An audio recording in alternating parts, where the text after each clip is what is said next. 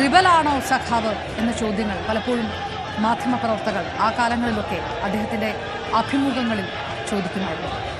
ചിരിച്ചുകൊണ്ട് മറുപടി പറയുന്ന വി.എസ്. അച്യുതാനന്ദൻ ഒരുപക്ഷെ മറ്റ് പല നേതാക്കന്മാരുമായി താരതമ്യം ചെയ്യുമ്പോൾ സമാനതകളില്ലാത്ത പാർട്ടി നടപടിക്ക് വിധേയനായിട്ടുള്ള നേതാവ്.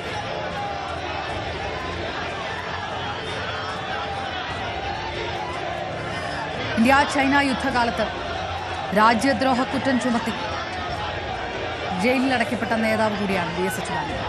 അതായത് സമരം എന്ന് പറയുന്നത് ശക്തമായ നിലപാടുകൾ, എത്ര പ്രതിഷേധമുണ്ടായാലും അതുമായി മുന്നോട്ട് പോകുക എന്ന് പറയുന്നത് വി.എസ്. അച്യുതാനന്ദൻ എന്ന നേതാവിൻ്റെ മുഖമുദ്രയും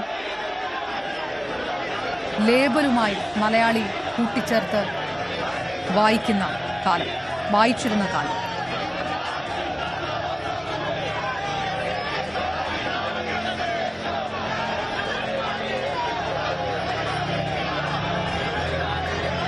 നൂറ്റിരണ്ടാം പിറന്നാളിലേക്ക് കടക്കാൻ മാസങ്ങൾ ബാക്കി നിൽക്കുകയാണ്.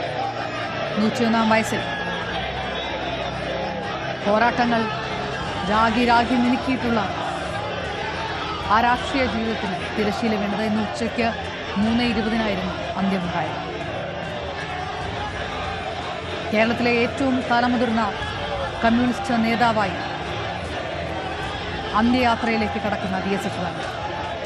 ഒരു വ്യാഴവട്ടത്തോളം അദ്ദേഹം പാർട്ടിയുടെ സംസ്ഥാന സെക്രട്ടറിയായിരുന്നു. പതിറ്റാണ്ടുകളോളം രാഷ്ട്രീയത്തിൽ വേലിക്കകത്ത് ശങ്കരൻ അച്യുതാനന്ദൻ എന്ന വി.എസ്. നിറഞ്ഞു നിന്നു. മുഖ്യമന്ത്രി സ്ഥാനം ഒഴിഞ്ഞതിനു ശേഷം വാർദ്ധക്യ സഹജമായ അവശതകളുമായിട്ട് അദ്ദേഹം വിഷമ ജീവിതത്തിലായിരുന്നു. കഴിഞ്ഞ മാസം 23-ാം തീയതിയാണ് അദ്ദേഹത്തെ തിരുവനന്തപുരം SUT ആശുപത്രിയിൽ പ്രവേശിപ്പിക്കുന്നത്.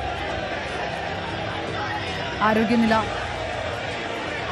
ഏത് തരത്തിലാണ് എന്ന് മലയാളി ഓരോ ദിവസവും ആലോചിച്ചുകൊണ്ടേയിരുന്ന ദിവസങ്ങളായിരുന്നു അതിനുശേഷമെല്ലാം കടന്നുപോയത്.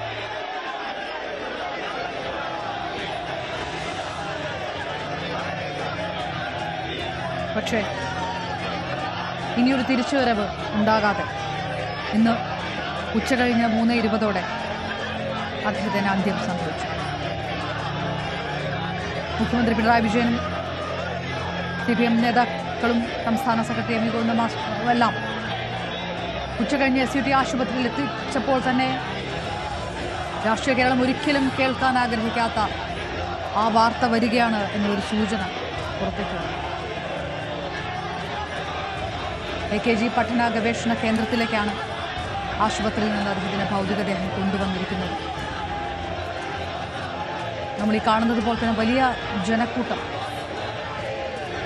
ജനക്കൂട്ടം എന്നല്ല പറയുന്നത്, ജനസാഗരമാണ്.